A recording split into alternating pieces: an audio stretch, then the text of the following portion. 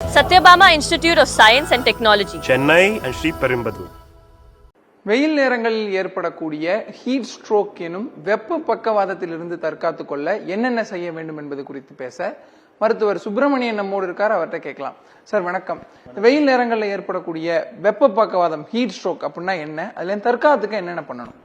Heat stroke அப்படின்றது peak சம்மரில் தான் நம்ம நிறைய பார்க்குறோம். அது வந்து யூஸ்வலாக ஓல்ட் ஏஜ் தான் நிறைய அஃபெக்ட் பண்ணோம். இது எதனால் வருது அப்படின்றது நம்மளுடைய பாடி டெம்பரேச்சர் மெக்கானிசம் ஒன்று இருக்கும்.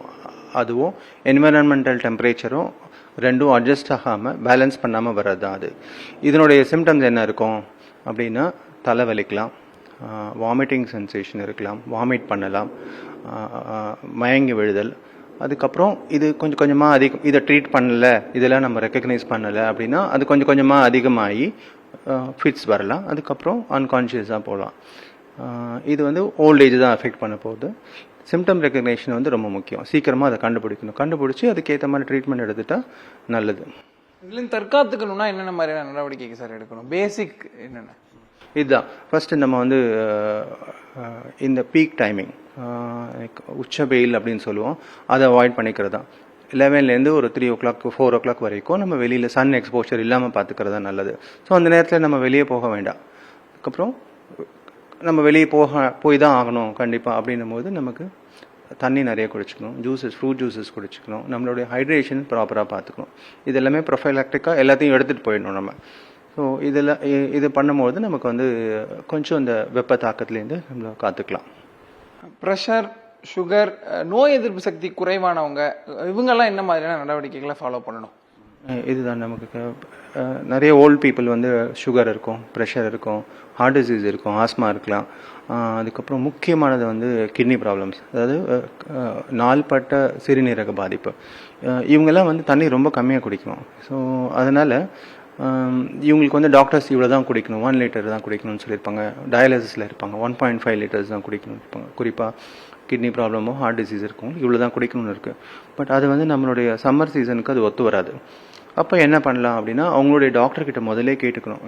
நான் வெளியில் போகிறேன், இல்லை என்னோடய வீடு ஏசி கிடையாது, ரொம்ப ஹீட்டாக தான் இருக்கும் அப்படின்னு போது அவங்க கேட்டுக்கணும், நான் எவ்வளோ குடிக்கலாம். ஸோ 1.5 லிட்டர்ஸ்லேருந்து நான் ஒரு 2 குடிக்கலாமா, 2.5 லிட்டர். ஸோ டாக்டர் கன்சல்டேஷனோட இதை நம்ம செஞ்சுட்டா ரொம்ப நல்லது அவங்கெல்லாம்.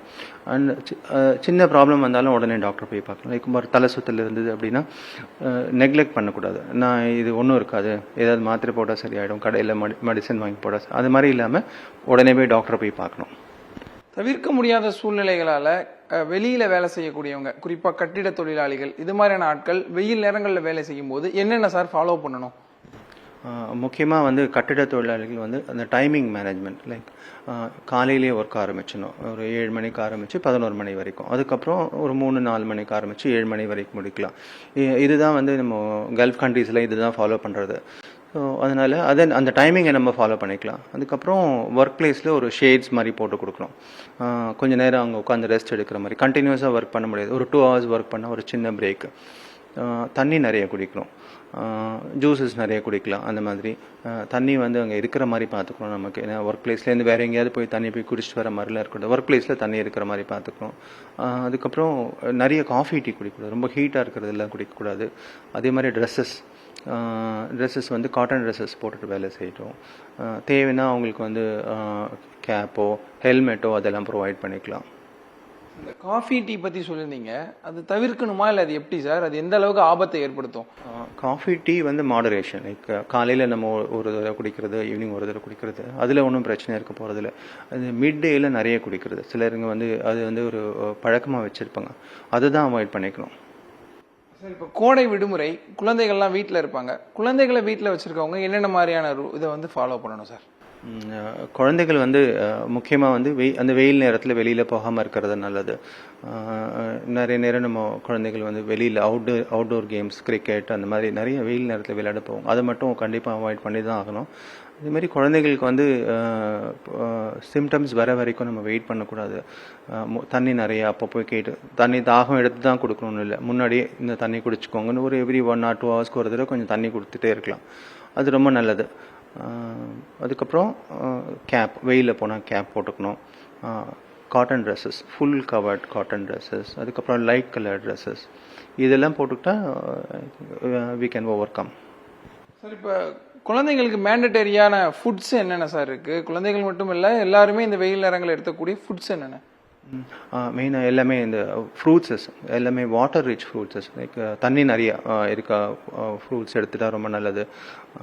வாட்டர் மெலான் ஒன்று, இளநீர், அப்புறம் லெமன் ஜூஸஸ், சாத்துக்குடி, ஆரஞ்சு, இதெல்லாமே நிறைய கன்சியூம் பண்ணுறது ரொம்ப நல்லது. தண்ணியும் அதுக்கப்புறம் நிறைய குடிச்சிக்கணும். இவ்வளோ தான் லிமிட் அப்படின்னு இல்லை, ஹைட்ரேஷனுக்கு ஏற்ற மாதிரி தண்ணி தாகத்துக்கு ஏற்கப்ப குடிச்சிட்டே இருக்கலாம். நமக்கு இப்போ யார் யார் எவ்வளோ தண்ணி குடிக்கணுங்கிற ஒரு லிமிட் இருக்கு. குழந்தைங்கள்லேருந்து முதியவர் வரை யார் யார் எவ்வளோ சார் குடிக்கணும்? இதில் வந்து அதுதான் அதாவது ஹெல்த்தி இண்டிவிஜுவல்ஸ் அப்படின்னு பார்ப்போம். நம்ம இந்த ஹெல்த்தி இண்டிவிஜுவல்ஸ் ஒர்க் பண்ணுற பேட்டர்ன், நம்ம வந்து ரொம்ப கஷ்டமான வேலை அப்படின்னா அதுக்கேற்ற மாதிரி, இல்லைன்னா ஒரு ஏசியில் தான் இருக்கேன், எனக்கு மாடரேட் ஒர்க் தான் இருக்கும் அப்படின்னா அடல்ட்டோ சில்ட்ரனோ ஒரு 2 to 3 liters per day குடிக்கணும். அண்ட் ரொம்ப ஹெவி ஒர்க் பண்ணுறவங்க, நம்ம இப்போ பில்டிங் ஒர்க்கர்ஸ் எல்லாம் பற்றி பேசியிருந்தோம், ஃபார்மர்ஸ் இருக்காங்க, அவங்கெல்லாம் வந்து மினிமம் வந்து ஒரு 5 liters per day குடிச்சாகலாம். ஸோ இது வந்து ஒர்க் பேட்டர்னை பொறுத்து தான். அந்த கூல் ட்ரிங்க்ஸ், ஐஸ்கிரீம்ஸ், அப்புறம் மதுபானம் இது மாதிரியா அதிகமாக விரும்பி சாப்பிட்றவங்க அவங்கெல்லாம் என்ன மாதிரியான ரெஸ்ட்ரிக்ஷன்ஸ் இருக்கு? இந்த கூல் ட்ரிங்க்ஸ் அப்படின்றது வந்து அந்த நேரத்துக்கு இன்ஸ்டண்ட்டாக நமக்கு கொஞ்சம் தண்ணி தாகத்தை குறைக்கிற மாதிரி இருக்கும். அது ஆனால் அவ்வளோ பெனிஃபிஷியல் இல்லை. ஏன்னா நம்ம குவான்டிட்டி கன்சியூம் பண்ணுறது ரொம்ப கம்மியாக தான் இருக்கும். ஸோ இந்த நேரத்தில் குவான்டிட்டி தான் ரொம்ப முக்கியம். நிறைய சாப்பிட்ற மாதிரி இருக்கும். இதெல்லாம் இந்த கூல் ட்ரிங்க்ஸ் குடிக்கும்போது நம்ம குவான்டிட்டி கண்டிப்பாக கம்மியாயிடும். அதே மாதிரி மதுபானங்கள் வந்து டே டைமில் அவாய்ட் பண்ணுறது தான் நல்லது. வெயிலில் வந்து என்ன நடக்கும்னுமே நமக்கு தெரியாது. ஈஸியாக வந்து அவங்க டீஹைட்ரேஷன் ஆகிடுவாங்க. ஏன்னா தண்ணி நிறைய குடிக்க போகிறதில்ல, மயக்கத்தில் இருக்க போகிறாங்க. அதனால வந்து மதுபானங்களை கண்டிப்பாக பகல் நேரத்தில் அவாய்ட் பண்ணுறது நல்லது.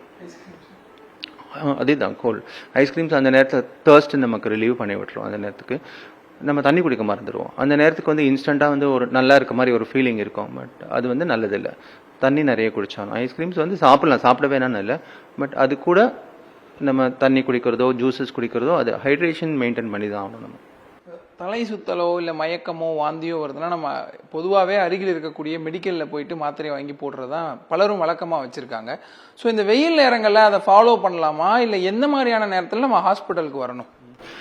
நமக்கு தெரியும், இப்போ இந்த நிறைய வெயில் இருக்கும்போது இந்த மாதிரி ஒரு சிம்டம்ஸ் ஏற்பட்டால் இது வந்து இப்படி இருக்கலாம் அப்படின்றது நமக்கு வந்து ஒரு பப்ளிக் ஒரு அவேர்னஸ் வேணும். அது வந்துருச்சு அப்படின்னா வந்து நேச்சுரலாக நம்ம மெடிக்கல் ஷாப் போகிறத நிறுத்த போகிறோம். அந்த அவேர்னஸ் நம்ம கிரியேட் பண்ணணும் சொசைட்டியில். இவ்வளோ வெயில் இருந்தால் இந்த மாதிரி சிம்டம்ஸ் வந்தால் வந்து ஒரு டாக்டர்கிட்டயோ இல்லை பக்கத்தில் இருக்க ஒரு நியர்பை ஹாஸ்பிட்டலுக்கு போகிறது தான் ரொம்ப நல்லது. குறிப்பாக வந்து சின்ன வயசு பசங்க, குழந்தைகள், அப்புறம் முதியோர்கள் ஓல்டேஜ் பீப்புளெலாம் வந்து அவங்களுக்கு தெரியாது. சில நேரங்களில் லேசாக மயக்கம்னு ஆரம்பிக்கும், அப்படியே பார்த்தா கான்ஷியஸ் குறைஞ்சிரும். அதனால வந்து ஒரு நல்ல பெரிய ஹாஸ்பிட்டல்ஸ் ஃபுல்லாகவே இவாலுவேட் பண்ணுற மாதிரி, ஏன்னா ஹீட் ஸ்ட்ரோக்கை வந்து அந்த மாதிரி டைமில் வந்து உண்மையிலே ரியல் ஸ்ட்ரோக், மூளையோட பிளட் ஃப்ளோ பாதிப்பு இருக்குல்ல, அந்த மாதிரி ஸ்ட்ரோக் ஏதாவது இருக்குமா அப்படின்றத நம்ம டிஃப்ரென்ஷியேட் பண்ணோம். அந்த மாதிரி பார்க்கும்போது ஏதாவது பெரிய ஹாஸ்பிட்டலுக்கு போயிட்டு ஸ்கேன்ஸ் தேவைன்னா அதையும் பண்ணி ஆகணும் நமக்கு. ஏன்னா ஸ்ட்ரோக்கும் அதாவது இதே மாதிரியே ப்ரெசென்ட் பண்ணோம். வாமிட்டிங் சென்சேஷன் இருக்கும், ஹெட் ஏக் இருக்கும், மயக்கம் வரும், அப்புறம் கான்ஷியஸ் போயிடும். ஸோ அதனால் நம்ம வந்து ரத்த ஓட்டத்தினால வர ஸ்ட்ரோக்குக்கும் ஹீட் ஸ்ட்ரோக்கையும் கண்டிப்பாக டிஃப்ரென்ஷியேட் பண்ணணும். அது எப்படின்னா ஸ்கேன்ஸ் அந்த மாதிரி இல்லை, டாக்டர்ஸ் எக்ஸாமின் பண்ண பிறகு தான் நமக்கு தெரிய முடியும். நன்றி sir. Satyabama Institute of Science and Technology, Chennai and Sri Perumbudur.